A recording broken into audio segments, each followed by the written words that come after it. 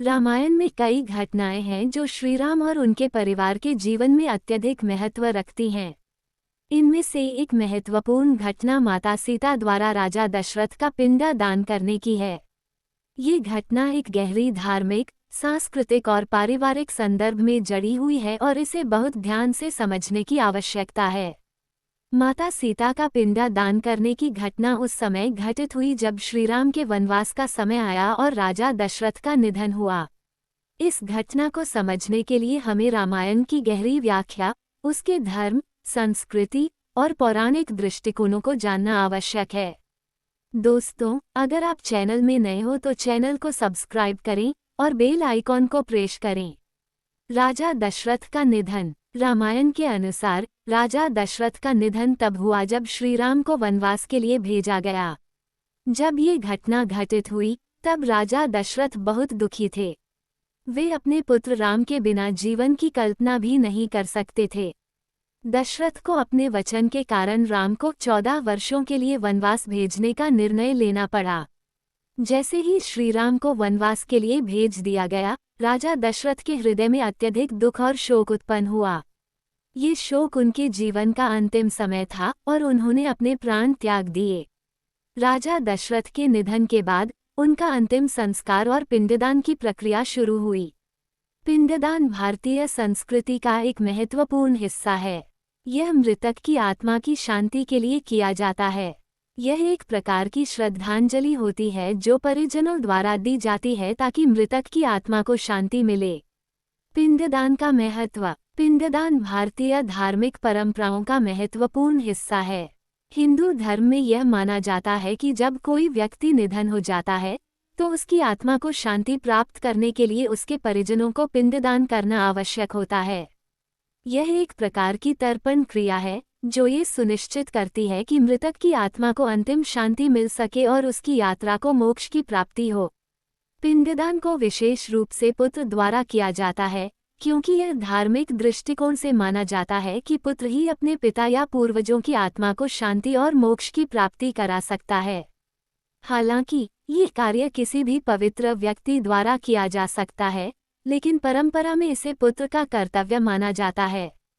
पितृपक्ष में पितरों का पिंडदान करना सुख एवं समृद्धि के लिए महत्वपूर्ण माना जाता है। ऐसा माना जाता है कि तर्पण करने से उन्हें मुक्ति मिलती है। धार्मिक मान्यता के अनुसार साधु संत एवं बच्चों का पिंडदान नहीं किया जाता। वहीं गरुड़ पुराण के अनुसार जिस व्यक्ति को पुत्र नहीं है, उनकी बेटी भी पिंडदान और तर्पण कर सकती है। वाल्मीकि रामायण में सीता माता द्वारा ससुर राजा दशरथ का श्राद्ध कर्म करने का वर्णन है। गया धाम में हुआ राजा दशरथ का पिंडदान। शास्त्रों के अनुसार वनवास के दौरान भगवान राम, लक्ष्मण और माता सीता पितृपक्ष के वक्त श्राद्ध करने के लिए गया धाम पहुंचे थे। वहां ब्राह्मण द्वारा बताए श्राद्ध कर्म के लिए आवश्यक सामग्री जुटाने हेतु श्री राम और लक्ष्मण नगर की ओर चल दिए। ब्राह्मण देव ने माता सीता को आग्रह किया कि पिंडदान का समय निकलता जा रहा है। ये जानकर माता सीता असमंजस में पड़ गई। तब माता ने समय के महत्व को समझते हुए ये निर्णय लिया कि वह स्वयं अपने ससुर राजा दशरथ का पिंडदान करेगी। राजा दशरथ पिंडदान से हुए खुश। देवी सीता ने फल्गु नदी के किनारे बालू का पिंड बनाया और वटवृक्ष, केतकी फूल, नदी और गाय को साक्षी मानकर स्वर्गीय राजा दशरथ का पिंडदान किया। इस क्रिया के उपरांत जैसे ही उन्होंने हाथ जोड़कर प्रार्थना की तो राजा दशरथ ने माता सीता का पिंडदान स्वीकार किया। माता सीता को इस बात से प्रफुल्लित हुई कि उनकी पूजा दशरथ जी ने स्वीकार कर ली है, पर वह ये भी जानती थी कि प्रभु राम इस बात को नहीं मानेंगे क्योंकि पिंडदान पुत्र के बिना नहीं हो सकता है। फल्गु नदी, गाय ने बोला झूठ। थोड़ी देर बाद भगवान राम और लक्ष्मण सामग्री लेकर आए और पिंडदान के विषय में पूछा। तब माता सीता ने कहा कि समय निकल जाने के कारण मैंने स्वयं पिंडदान कर दिया। प्रभु राम को इस बात का विश्वास नहीं हो रहा था कि बिना पुत्र और बिना सामग्री के पिंडदान कैसे संपन्न और स्वीकार हो सकता है। तब सीता जी ने कहा कि वहां उपस्थित फल्गु नदी, तुलसी, कौवा, गाय, वटवृक्ष और ब्राह्मण उनके द्वारा किए गए श्राद्ध कर्म की गवाही दे सकते हैं। भगवान राम ने जब इन सब से पिंडदान किए जाने की बात सच है या नहीं ये पूछा, तब फल्गु नदी, गाय, कौवा, तुलसी और ब्राह्मण पांचों ने प्रभु राम का क्रोध देखकर झूठ बोल दिया कि माता सीता ने कोई पिंडदान नहीं किया। माता सीता ने दिया था श्राप।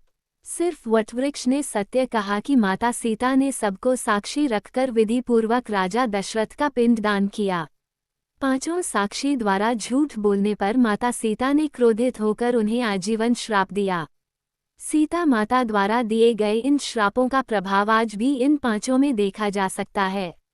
जहां इन पांचों को श्राप मिला वहीं सच बोलने पर माता सीता ने वट वृक्ष को आशीर्वाद दिया कि उसे लंबी आयु प्राप्त होगी और वह दूसरों को छाया प्रदान करेगा तथा पतिव्रता स्त्री उनका स्मरण करके अपने पति की दीर्घायु की कामना करेगी। महिलाओं को भी है पिंडदान का अधिकार।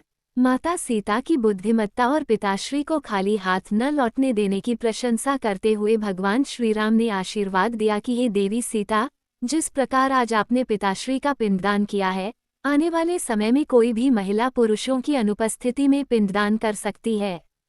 कहा जाता है कि श्रीराम से आशीर्वाद मिलने के बाद ही महिलाओं को पिंडदान का अधिकार मिला। शास्त्रों में श्राद्ध का पहला अधिकार पुत्र को दिया गया है, लेकिन जिस परिवार में कोई पुत्र नहीं है, उस परिवार की कन्या पितरों के श्राद्ध को अगर श्रद्धापूर्वक करती है और उनके निमित्त पिंडदान करती है तो पितर उसे स्वीकार कर लेते हैं। इसके अलावा पुत्र की अनुपस्थिति में बहू या पत्नी को श्राद्ध करने का अधिकार है। निष्कर्ष, माता सीता का राजा दशरथ का पिंडा दान करना रामायण की एक महत्वपूर्ण घटना है, जो धार्मिक, सांस्कृतिक और पारिवारिक दृष्टिकोण से अत्यधिक महत्व रखती है। ये घटना ये प्रदर्शित करती है कि माता सीता न केवल अपने पति और परिवार की पवित्रता को समझती थीं, बल्कि वह पारिवारिक कर्तव्यों का पालन करने में भी पूर्ण रूप से सक्षम थीं। इस घटना ने ये भी साबित किया कि माता सीता का चरित्र अत्यधिक सशक्त, धर्मनिष्ठ और समर्पित था। राजा दशरथ का पिंडा दान करने के द्वारा माता सीता ने अपने परिवार के प्रति अपनी श्रद्धा और सम्मान को प्रदर्शित किया, और यह कार्य भारतीय परंपराओं और संस्कृतियों में एक महत्वपूर्ण उदाहरण बन गया।